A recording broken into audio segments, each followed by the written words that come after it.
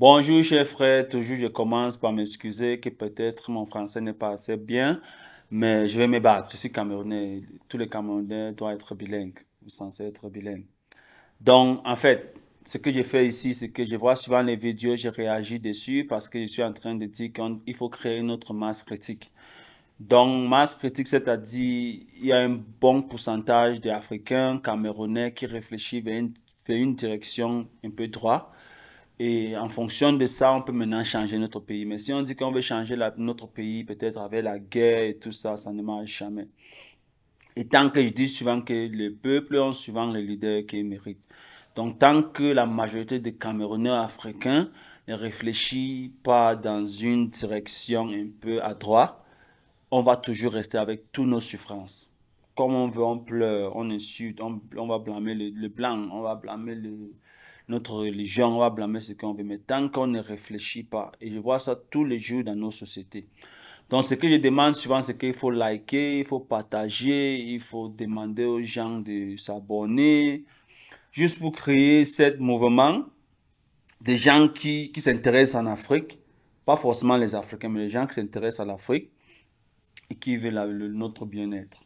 Donc aujourd'hui, je vais parler de la force de la France à travers les colonies africains. Parce que j'ai tombé sur cette vidéo qu'on va partager avec vous là. Pourquoi la France s'accroche tant à ces territoires d'outre-mer? Eh bien c'est simple, parce que ces territoires permettent à la France de posséder le deuxième plus grand espace maritime du monde. Et ça, c'est un avantage stratégique énorme. Je vous explique. En droit international, on considère que toutes les eaux situées à moins de 200 km des côtes d'un pays lui appartiennent. C'est ce qu'on appelle la zone économique exclusive. Du coup, si un pays possède une île même inhabitée au milieu de l'océan, eh bien le pays possède toute la mer autour de cette île dans un rayon de 200 km, ainsi que toutes les ressources qui vont avec, pétrole, poissons, etc. Grâce à ces territoires comme la Nouvelle-Calédonie, la Polynésie française, la France possède en tout une zone maritime de 10 millions de kilomètres carrés, alors que son territoire terrestre n'est que d'à peine 500 000 kilomètres carrés. Par comparaison, l'Algérie a 2,3 millions de kilomètres carrés de terre et a 400 kilomètres carrés de zone maritime. Et ça crée des situations de fou. Par exemple, ces îles-là, on les appelle les Falklands. Elles appartiennent au Royaume-Uni. Il n'y a absolument rien sur ces îles, c'est littéralement un caillou avec 3 pingouins, mais qui donne à l'Angleterre une zone maritime énorme à cheval sur la zone maritime de l'Argentine. Et ça rend fou les Argentins. Un pêcheur argentin n'a pas le droit de venir ici parce que sur le papier, on est au Royaume-Uni. En 1982, l'Argentine en a eu marre et a décidé d'envahir l'île. Le lendemain, l'Angleterre a envoyé 20 000 hommes et toute sa flotte et a complètement humilié l'armée argentine. Tant que ce système est en place, personne ne va lâcher ces territoires d'outre-mer, et encore moins la France. Qui montre comment on appelle ça territoire outre-mer. Donc, il y a toute cette ancienne colonie française que la France garde un certain contrôle de peut-être les espaces maritimes. Et en fonction de ça, ça donne aussi la force de la France. Donc, je peux dire qu'ici, il y a peut-être trois pays qui sont axés à une certaine côte. Donc, quand vous allez regarder la vidéo, vous allez mieux comprendre ce que je veux dire. Mais comment la France utilise l'espace maritime de tous les anciennes colonies pour augmenter leur pouvoir ou, oui, leur contrôle dans le monde. Donc, quand j'ai regardé cette vidéo, moi, je me demandais, mais pourquoi les Africains ne sont pas au courant de toutes ces choses? Ou parfois même la majorité des gens sont au courant. Donc, à partir d'aujourd'hui, on ne peut pas dire qu'on n'est pas au courant parce que si tu as regardé cette vidéo, vous êtes au courant et donc cette excuse ne donne plus. Donc, première chose, je demande d'abord notre zone maritime. On ne savait pas que c'était une certaine force. Mais je me rappelle, j'avais tombé aussi sur une autre vidéo comme ça qui parlait de la Chine. Comment les Chinois sont en train d'investir dans tous les pays qui sont accès à leur zone maritime, donc vers l'Asie qui vient de l'Afrique de l'Est. Et ils sont en train d'investir dans dans leur port, quoi. Et ils vont prendre peut-être contrôle de leur port peut-être pour 20 ans. Et nous, les Africains, on ne réfléchit pas dans ce côté stratégique. Donc, quand on te donne 10 000, tu dis oui, prends, ça ne me sert à rien. C'est ça qui crée tous nos problèmes même. Quand les gens viennent dire 2 milliards, on signe tout ce qu'il faut signer, on donne. Mais ça crée les problèmes plus tard. Donc, il y a d'abord pourquoi les Africains ne comprennent pas cette dynamique mondiale. C'est-à-dire, si la France a accès à peut-être 3 zones maritimes, ou peut-être 20 zones maritimes, En fonction de ça, il peut livrer maintenant pour dire que okay, c'est moi qui contrôle tout ce port de l'Afrique de l'Ouest ou peut-être l'Afrique centrale. Tous les hommes d'affaires qui veulent traiter avec ce pays, ils vont faire les accords avec la France. Et en faisant ça, la France va aussi s'assurer qu'en tant que pays, ils ont les bénéfices dedans. Les citoyens vont avoir accès à tous ces pays pour aussi faire le business. Donc, nous, on ne réfléchit pas dans ces termes et maintenant, nous, on signe les accords et au fur et à mesure, on se plaint. Mais, si tu as déjà signé, il faut respecter ça. Moi, je dis souvent que je ne suis pas là pour blâmer peut-être l'Européen parce qu'il fait juste ce qui a son intérêt. Mais si nous, on est bête, on ne veut pas réfléchir pour penser à notre intérêt, on va toujours faire de la même chose. Donc, depuis l'esclavage, c'est la même chose. Colonisation, même chose. Maintenant, c'est la même chose qu'on souffre. Donc, pour moi, on a dépassé le niveau de ces plaintes. Il faut qu'on commence à regarder maintenant les détails, d'étudier les choses. Quand on parle d'intérêt national, nous les Africains, souvent, on n'a pas ça. Et je crois que donc, je vais aussi adresser ça dans d'autres vidéos quand je regarde les sportifs. Pourquoi c'est tellement normal pour un Africain de signer la nationalité pour aller jouer pour un autre pays? Parce qu'il réfléchit en termes d'intérêt national. Pourquoi notre diaspora, souvent, il y a les gens qui, dès qu'ils voyagent, disent que ma vie c'est ici aux États-Unis, je m'en fous du Cameroun. C'est tellement normal de peut-être penser seulement à toi et peut-être ta famille. Mais tu ne regardes pas en termes du Cameroun. Et tant qu'on réfléchit en tant qu'individuel, ça affaiblit notre force de négociation et on sera toujours faible en face des autres. Je ne veux pas dire que le blanc, parce que le blanc, il y a le chinois, il y a les indiens. Tous ces gens sont en train de négocier avec l'Africain, mais l'Africain est toujours faible et bête devant ces gens parce que, un, d'abord, on ne connaît pas assez, on ne s'informe pas, et deux, on réfléchit en tant qu'individuel. Ces deux choses sont à la cause de notre faiblesse et toutes nos difficultés. Mais quand on ne veut pas regarder notre défaut, on passe notre temps à blâmer les autres.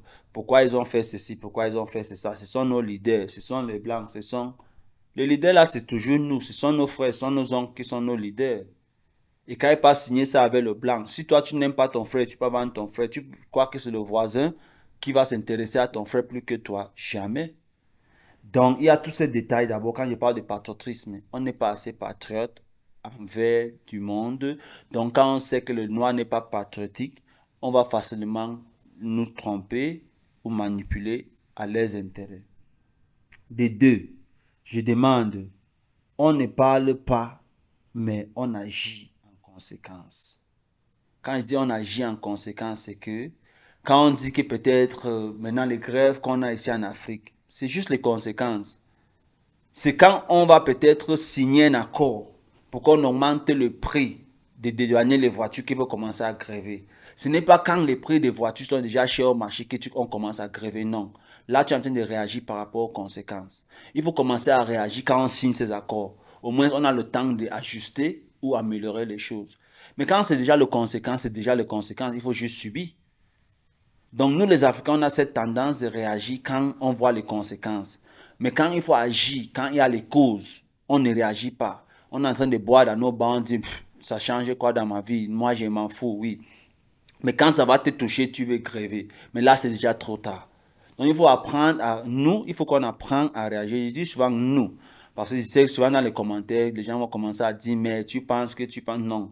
Nous les Africains, je suis Africain, je m'adresse à nous tous. Parfois, c'est des choses que je suis en train de réfléchir dessus et voir comment je peux corriger aussi mes défauts.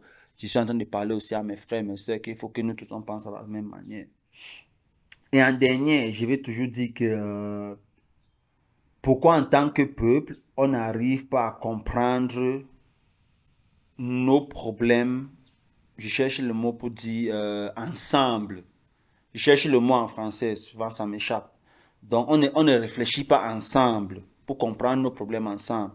Chacun dit sa part en fonction de ses intérêts individuels et en fonction de ça, il ne peut pas négocier les choses et c'est ça qui nous rend plus faibles en face de l'Occident, l'Européen ou l'étranger. Je ne sais pas quel mot utiliser. mais je crois que tout le monde comprend ce que je veux dire. Donc, je demande toujours que nous, les Noirs, quand on va regarder ça, je ne sais pas qui est en train de regarder, la plupart de ces choses, c'est juste pour lancer cette, je ne sais pas moi, cette idée dans vos têtes, dans nos têtes, pour dire que, mais pourquoi c'est comme ça? Pourquoi ce n'est pas comme ça? Pourquoi il a signé ça? Pourquoi il a dit ça? Pourquoi lui vient chez moi? Pourquoi? Tout a commencé quand on a parlé de l'Europe, quand on parle de toute cette, les révolutions qu'on a eues en Europe, ça a commencé toujours avec le pourquoi. Pourquoi lui il est riche? Pourquoi moi je suis pauvre? Pourquoi lui il est bien habillé? Pourquoi moi je suis sale? Quand on regarde l'histoire de peut-être la France, les révolutions là-bas, c'est tout ça pourquoi. Mais si on boit la bière, on mange notre couscous, on ne commence même pas avec le pourquoi. Ça ne sert à rien. Parce que même quand le problème va te retrouver, tu vas seulement subir. Mais quand tu commences à poser les questions dans ta vie, pourquoi je suis comme ça? Pourquoi je suis comme ça? Pourquoi l'autre vit comme ça? Pourquoi lui fait, pourquoi je perds autant de 24 heures que j'ai dans ma vie? Dans les bars, dans les fêtes, dans les deuils, dans les faux trucs qu'on passe tout le temps à faire ici en Afrique. Pourtant, l'autre est en train de faire comme ça. Le monde est capitalisme et nous, le monde est capitaliste et nous tous, on a 24 heures.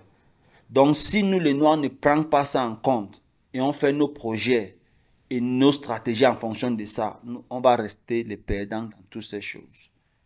Donc, je crois que j'aurai beaucoup de vidéos comme ça. La plupart du temps, je parle en anglais, mais je vais commencer parce que l'Afrique est plus anglais-français et je peux quand même m'exprimer un peu en français.